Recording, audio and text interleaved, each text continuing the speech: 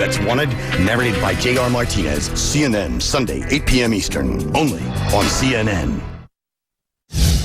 Welcome back, everybody. A secret sheriff's clique in L.A. with a surprising tradition facing serious scrutiny this morning. Internal Affairs for the L.A. County Sheriff's Department is now investigating a group of officers within the elite gang unit. They're known as the Jump Out Boys, and they're identified by matching tattoos, which apparently were modified to celebrate involvement in a shooting.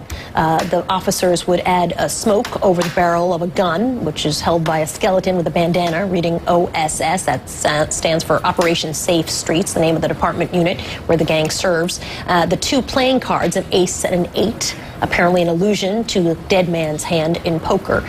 Joining me this morning is a reporter who uncovered this story, Robert Patrici. Nice to see you, sir. Thanks for being with us.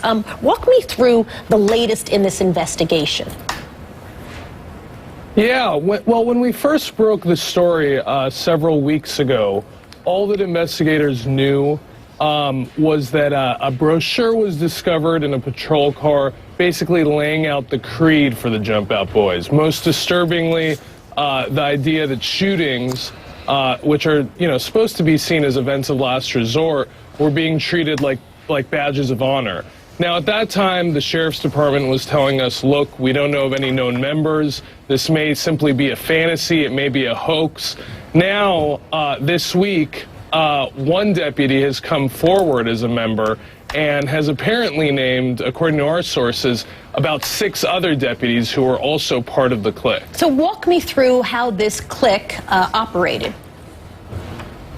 Well, the point of cliques like this one and many others that have existed in the LA County Sheriff's Department and historically in law enforcement agencies across the nation is that they work in secret.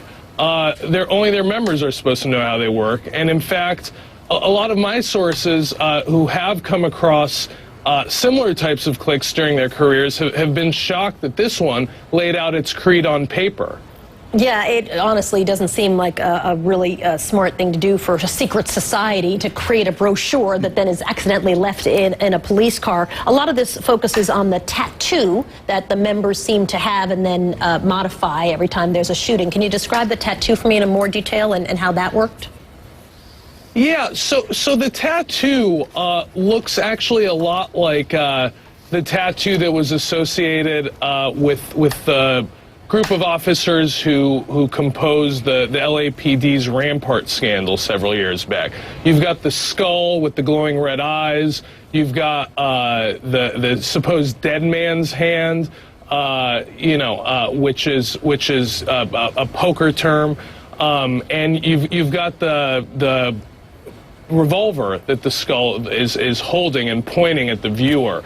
Now, what's most disturbing about this suspected tattoo is that upon being involved in a shooting, members would have the tattoo modified to add smoke coming out of the barrel. Now, that hasn't been absolutely confirmed yet, but that's what investigators are working on right now.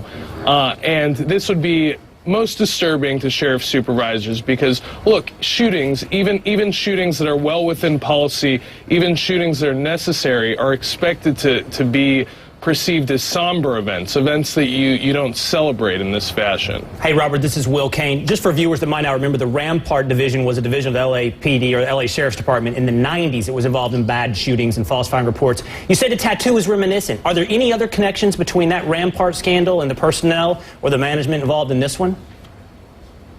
Well, that was an LAPD scandal, not a sheriff scandal.